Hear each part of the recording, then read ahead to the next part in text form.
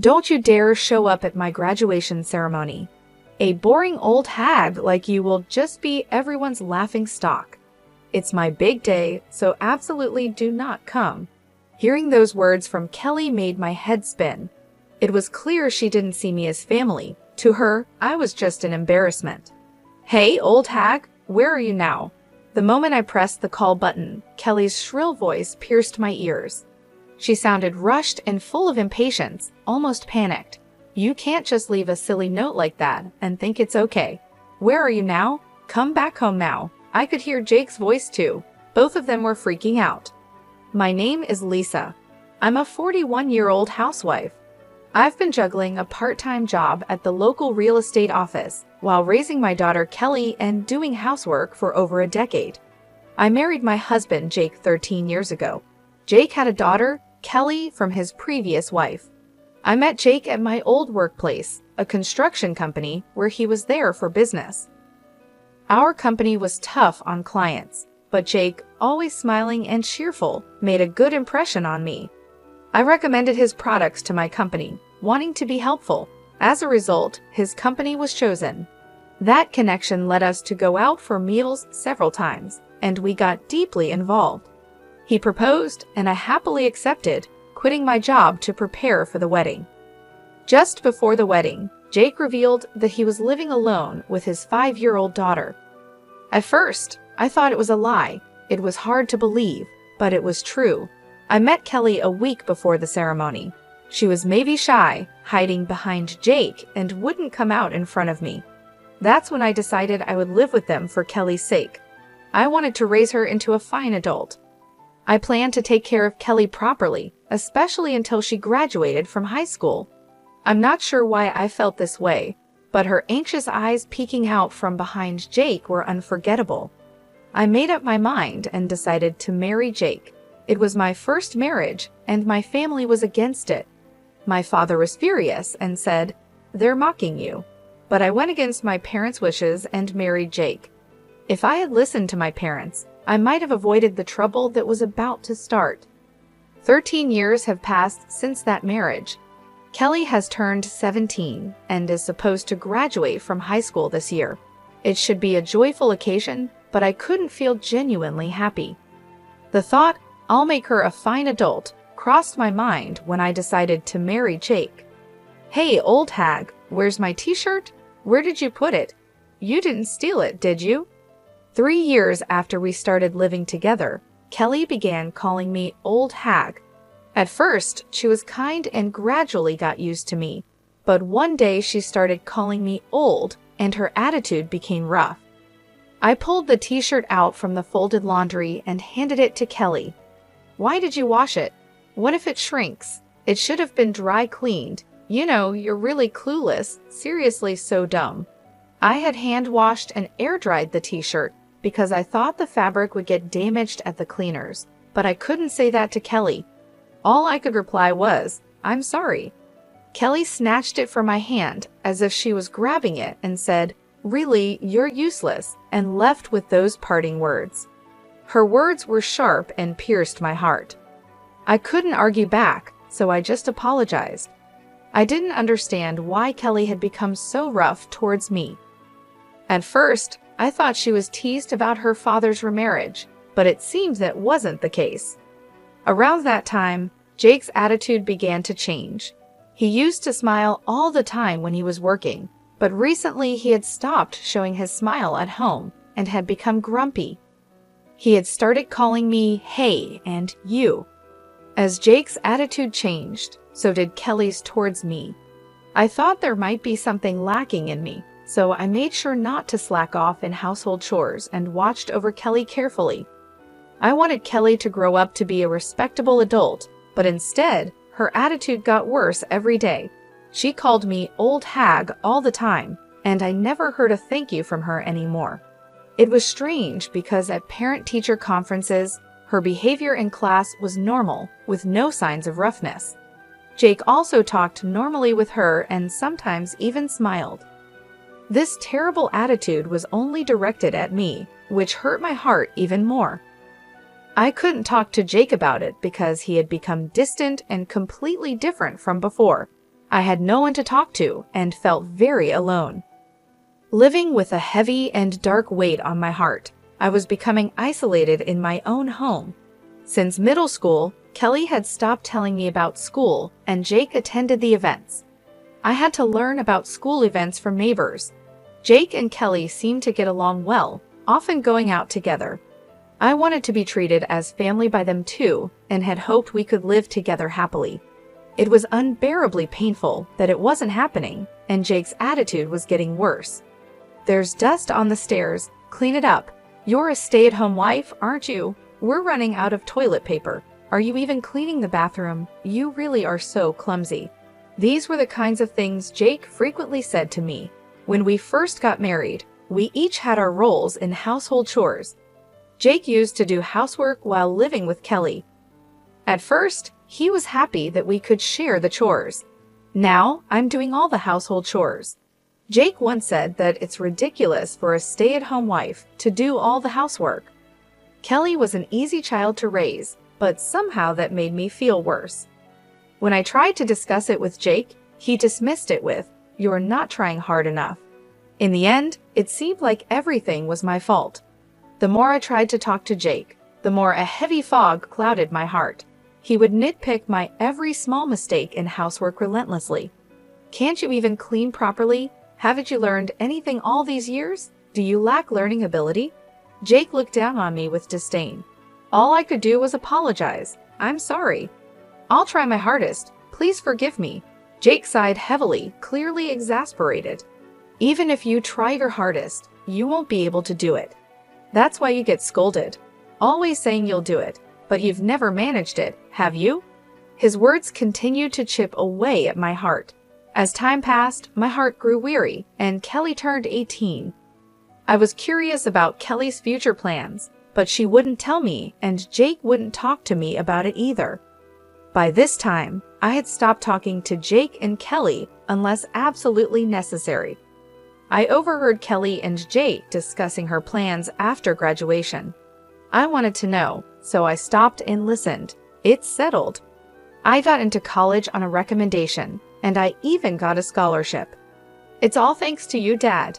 Thank you." I could hear Kelly's happy voice. She would never speak to me in such a tone. "Good for you. It's the result of your efforts." It was worth pushing all the housework onto the clumsy maid. What an awful thing to say. He must be talking about me. Yeah, it was a good outlet for stress too. I could hear their contemptuous laughter. I quietly left the spot and hid in the bathroom. It was the only place I could be alone. I crouched in the bathroom, held my head and cried. To think that Jake and Kelly thought of me in such a way. I had endured for the past 12 years. No matter how much my spirit was about to break, I kept being Kelly's mother and Jake's wife. Even when I felt I was at my limit, I forced myself to keep going. There were times when I felt I couldn't get up, but I made myself get up, make lunch, prepare breakfast, and do the laundry and cleaning.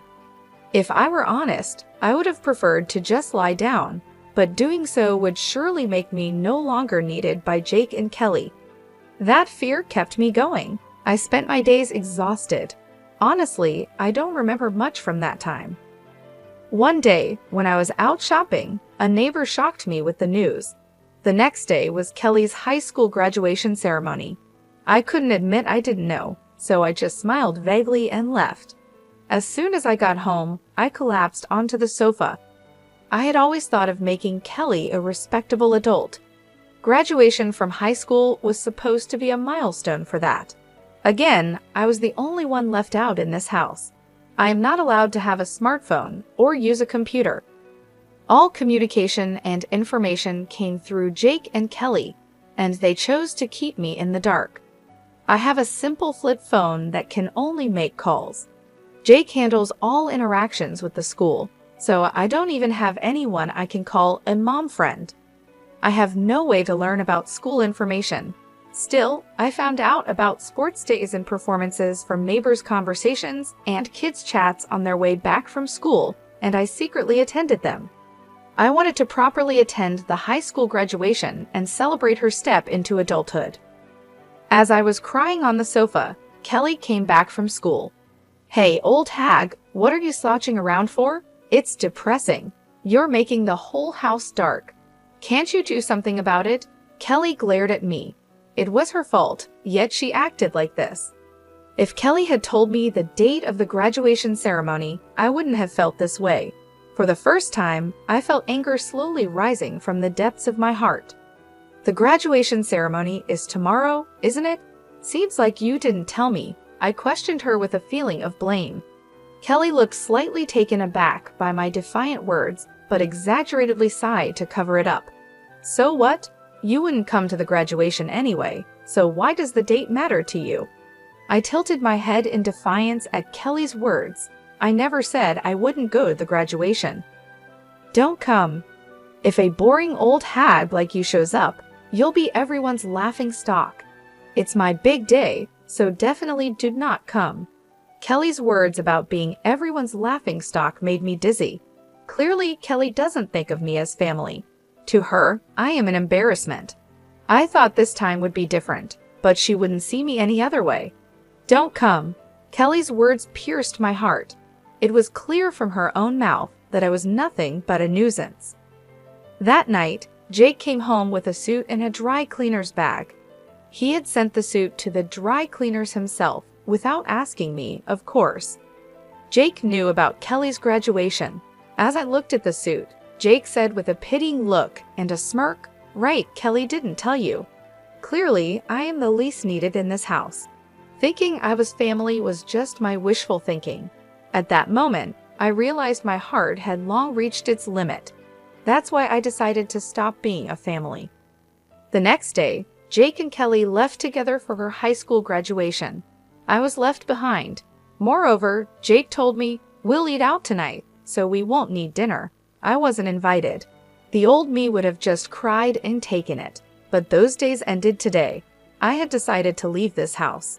I made up my mind last night. As soon as they left, I packed my bags, wrote a note, and left the house. I couldn't be a family with Kelly and Jake anymore. I decided to stay at my parents' house, about 3 hours away by train. At my parents' home, I started preparing to cut ties with Jake and Kelly. In the note I left, I wrote that I wanted to end our family relationship and live alone, and that I wished to discuss the details through a lawyer. I hadn't found a lawyer yet, but my father would likely know one. My family owns a lot of land and is known as wealthy landowners in the area.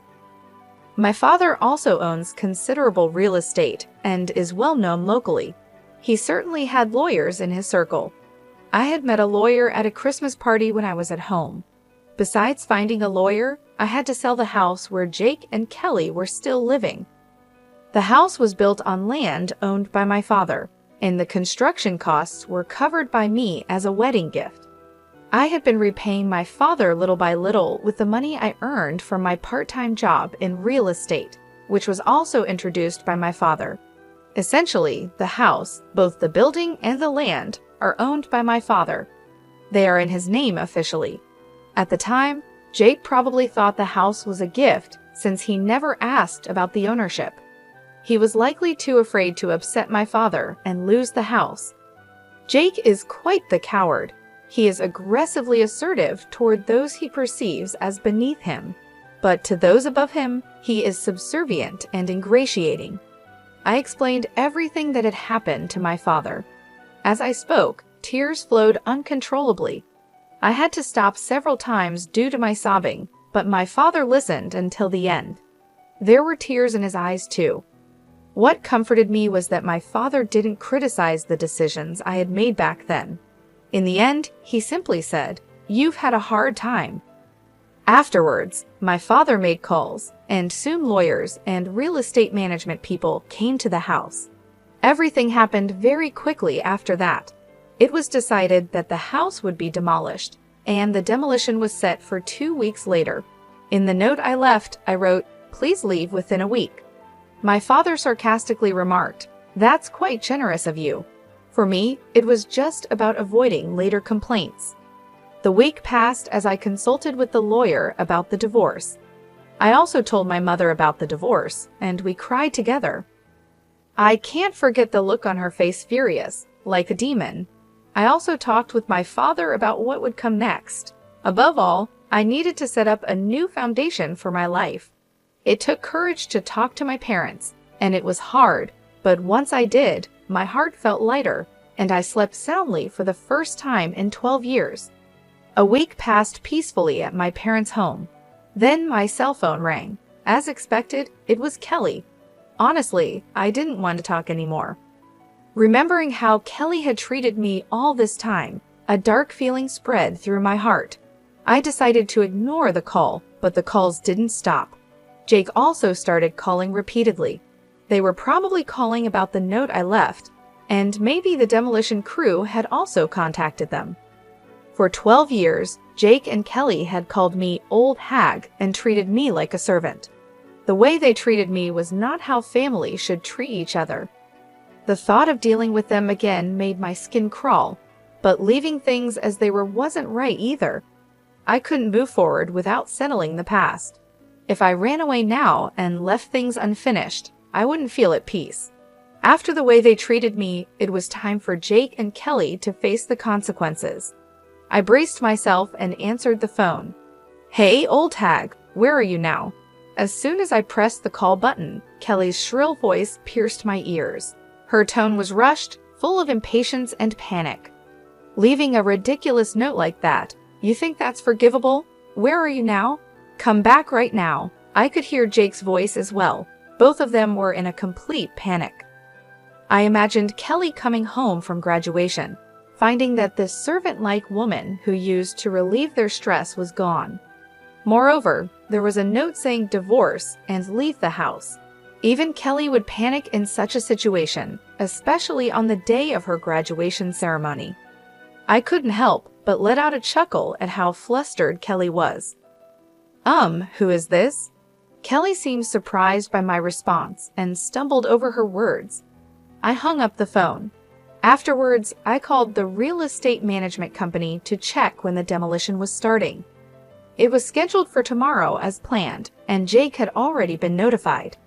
I asked to postpone the demolition to the day after tomorrow and requested that Jake be informed of the one-day delay. The one-day reprieve was granted. Jake would probably come here then. I was ready to deliver a heavy blow to Jake and Kelly. There were dozens of calls from them, but I ignored them all. The next day, around noon, I heard the doorbell and knocking. It must be Jake and Kelly. They probably wanted to come earlier, but the poor train connections made it take a long time. Jake and Kelly were panting heavily, looking really anxious. I had arranged for my parents to stay out of sight, so it looked like I was the only one home. I showed Jake and Kelly into the living room. Jake entered the house hesitantly, intimidated by my father, who is a wealthy and well-known figure in town with a commanding presence. Jake probably sees himself as beneath my father. On the other hand, Kelly wasn't intimidated at all. She seemed determined to confront me and take me back. Kelly slumped into a chair in the living room, crossing her legs and arms, silently motioning for me to sit opposite her. I prepared tea slowly and calmly before sitting across from her. Growing impatient, Kelly started to speak. "What the heck is all this about?" Jake, who was sitting next to me, placed the note I had left on the table. I just stared silently into Kelly's eyes without any reaction. Kelly looked away first, trying to shake off the awkwardness with a laugh. "What was with that 'who is this' yesterday? That was some pretty bad acting." Still, I remained silent, staring at Kelly. She became uncomfortable under my gaze, shifted in her seat, and continued talking. "Look, you can't make it on your own without us. You're nothing but trash." I almost reacted to Kelly's harsh words, but managed to restrain myself because I could hear the tremor in her voice. Kelly must be putting on a brave front. So far, Jake had been silent, just watching how things unfolded. "Stop being so stubborn and come back home." Kelly berated me with harsh words, trying to confuse and drag me back home. The more excited Kelly got, the calmer I responded. "I don't have a family, do I?" "Oh, I do have parents, but you two aren't my family, are you?" I said. Kelly, for her part, probably felt out of her depth. She started talking loudly. "What are you talking about? You and Dad are my family, right? Hey, Dad, that's right, isn't it? Kelly must have felt at a disadvantage alone, so she asked Jake for help. Jake looked around nervously and, seeing that no one else was around, seemed relieved and started talking to me. That's right, you can't live without us, just like Kelly says, so you're coming back. Jake began to act all high and mighty when he saw my parents weren't around. Looking back, I realized what a cowardly man he is. As I said before, I have no family, I answered firmly. No matter what Jake and Kelly say, I'll keep treating them as strangers. Jake and Kelly are not my family. If they were, they wouldn't treat me like a slave. Family is about holding hands and helping each other. When someone in the family is in trouble, it's normal for the family to support them. However, Jake and Kelly were different. They've been treating me as a servant and an outlet for stress for over 12 years. Jake and Kelly insist that this is normal. They're unaware of how terrible and wrong it is. They've been oppressing me unconsciously. I'm amazed I've put up with it for 12 years. I'm impressed with myself. It all started when I saw Kelly peeking from behind Jake. I was bound by my own words to raise Kelly into a fine adult. Because of these words, I've been desperately serving Jake and Kelly. That's why I endured until her high school graduation. I had decided that when Kelly graduated from high school and was ready to leave, it would be time to draw the line. I had a faint hope that Jake and Kelly would change their attitude towards me by then, and we could be a family. But they betrayed my expectations, leading to this situation. Everything was decided by their attitude the day before the graduation ceremony. So I'm facing them with the appropriate attitude now. Jake and Kelly are no longer my family, which is why I don't treat them as family. Kelly started to change her tone, realizing the seriousness. We are family, aren't we, Mom? Stop putting on this silly act, please. Before I knew it, she had switched from calling me old hag to Mom. Apparently, Kelly began to understand that things wouldn't go as they used to. Jake watched anxiously as he looked at me and Kelly. You may not be my birth mother, but we've lived together all this time, so please listen to my request. Kelly unfolded her crossed arms and clasped her hands in front of her. She had been sitting back, but now she was leaning forward. I have no obligation to listen to requests from someone who isn't family, I continued, keeping my emotions in check. Tears appeared in Kelly's eyes as she pleaded desperately, please listen to me. That note was a lie, right? You're not really going to sell the house, are you? It can't be true because you are part of our family, Mom. I felt disgusted by the way Kelly said Mom. What concerned her was the house, not me. She must be anxious about losing her home. It's true that the house will be gone. Is that what you're worried about? I asked. It seemed all that mattered was having a place to live, even if I wasn't there. No matter how much Kelly begged, my feelings wouldn't change. Kelly hung her head and cried. Jake, upset by Kelly's tears, lashed out at me. What kind of joke is this? Enough with your disrespectful attitude. What's with that note? Come back right now and stop the demolition. I responded with suppressed emotion in my voice. I can't. It's already decided. Do you think you can do this to your family and get away with it? Jake yelled. That's why I keep telling you, you are not my family, I replied, but neither Jake nor Kelly seemed to be listening. Enough already. Haven't I been saying we're not family? I thought, feeling like I was repeating myself. Jake suddenly stood up and slammed his fist on the table. Don't mess with me. I was shocked but kept my emotions in check. Who's messing around? You haven't treated me as family for 12 years, and now you can't suddenly act like it. That's impossible. My voice came out harsher than I expected. I was angry too, even though I didn't show it. Anger was bubbling up inside me like magma. I couldn't forgive Jake and Kelly's incredibly selfish actions. They trampled on my 12 years of suffering and efforts to become a family with them. They rejected, mocked, and exploited me extensively. I was left out, feeling lonely and in pain. I had wished countless times to be treated as family, but my wish was never fulfilled. It took me 12 years to give up. I continued to strive to build a relationship as Kelly's mother, as family, but it ended like this. A self-mocking smile appeared on my face. Seeing my dry smile, Jake and Kelly stared at me in shock. Jake seemed to lose strength and slumped down into his chair. These two never understood my feelings and tried to exploit me until the very end. I cared for Jake and Kelly, but they never cared for me. No matter how much I cherished them, they never cherished me.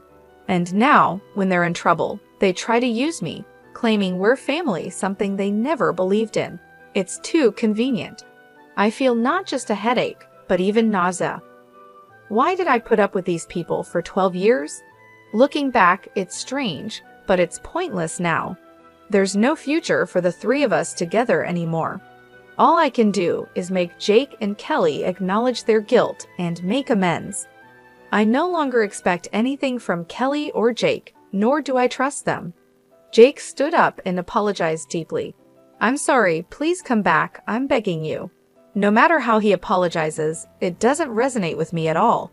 I won't reach out to help, and I definitely don't think about living together. Enough already. I'm not your family anymore. I'm a stranger to you. Kelly also began to apologize deeply. I'm sorry, please forgive me. We're family, so I want to go back home together. I'm appalled by her selfish way of speaking. After treating me like a stranger for 12 years, now what? Come back because we're family? Did she think I'd be okay with that? That's too naive. No way. It seemed I could no longer keep my composure. Words I would never have said before came out of my mouth. I don't want to hear your excuses. I can't trust any words anymore. I definitely can't think of us as a family ever again. Then I placed a single piece of paper in front of Jake. It was a divorce form. Of course, I had already signed it. Hurry up and sign the divorce form. I'll file it myself. Write it here right now. Jake shook his head vigorously, then showed me a smile. Think it over, okay. I was shocked at how bad Jake was at the end of our life together. He really is a small-minded man. I had always misunderstood Jake's ingratiating smile. The smile he showed when we first met was a sleazy expression of sizing someone up. I mistook it for the smile of a kind person. Thinking about it now still makes me angry. I stood up and called for my parents in the back. My parents then entered the living room. Jake's mouth hung open, as if his jaw had dropped. Father-in-law, he stammered. My father glared sharply at Jake, and my mother also looked stern. Just being glared at made Jake shrink and cower. I'm very sorry. Jake started apologizing deeply and forced Kelly to do the same. I've troubled you because of Lisa's misconduct. I thought I heard wrong. My misconduct? Was Jake still trying to evade responsibility? My father's eyebrow twitched, but he remained silent. Lisa, well, she left home on her own, so I was just trying to persuade her to come back, right, Kelly? Jake urged Kelly to agree with his ridiculous story. Lisa's misconduct. Don't joke with me. My father's loud voice echoed through the house, making the windows rattle. Jake and Kelly gasped quietly. My father stood in front of Jake, meeting his gaze. How can you say Lisa was being selfish? You only think of yourself. You really are a petty man.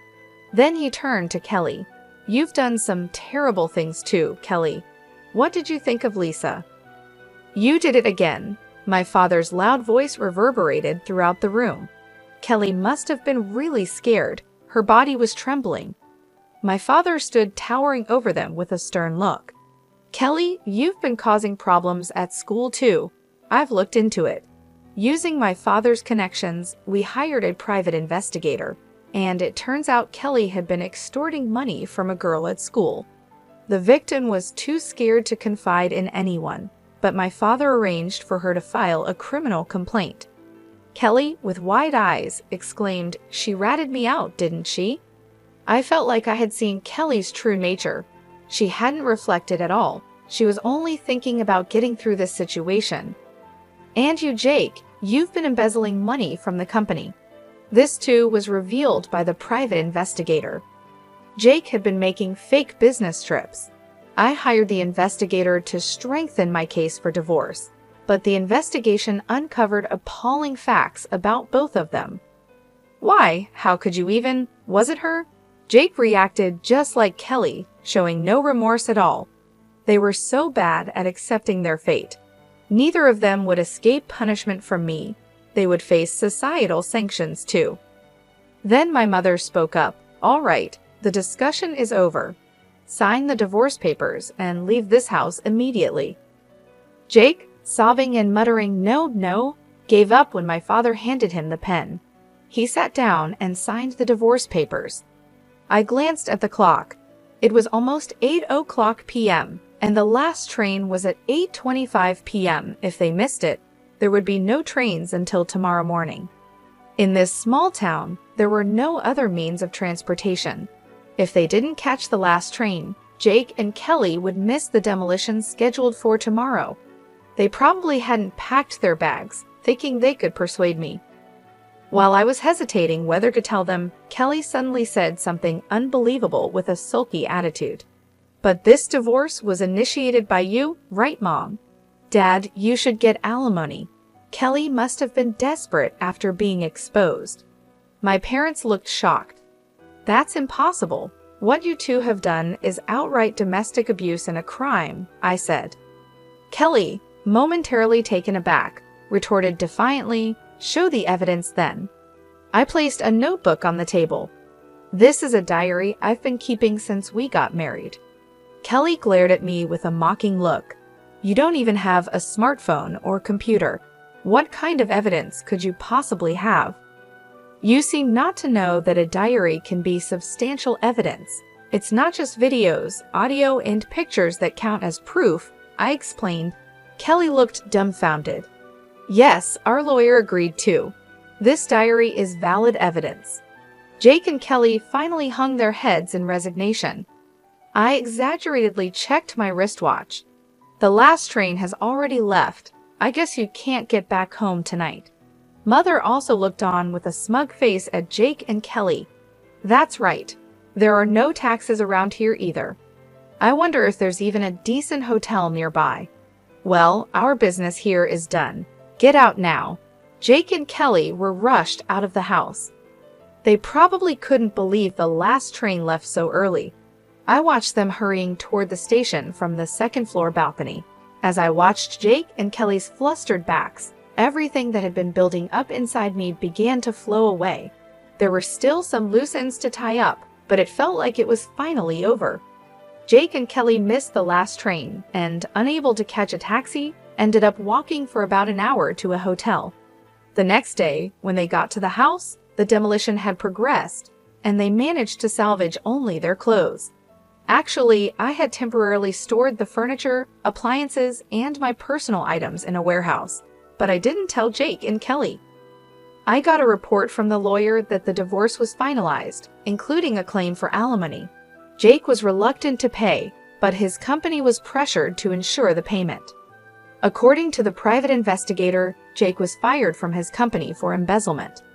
Kelly ended up getting involved with the police and was expelled from both college and high school. Jobless, Jake could only afford to lease a small, old apartment far from the station. He lives there with Kelly, who dropped out of high school. Kelly blames everything on Jake, and Jake criticizes Kelly at every opportunity, leading to endless arguments between them, as reported by the private investigator. I was considering what to do next after quitting my part-time job at a real estate agency. Then my father suggested I help with the family business, and I got a job managing his resort real estate company. Living in a resort area is quite different from city life, but being surrounded by nature is a refreshing change. I've also started keeping a dog, so living alone isn't lonely. Right now, this dog is all the family I need. I think I'll just live a relaxed life with my dog from now on.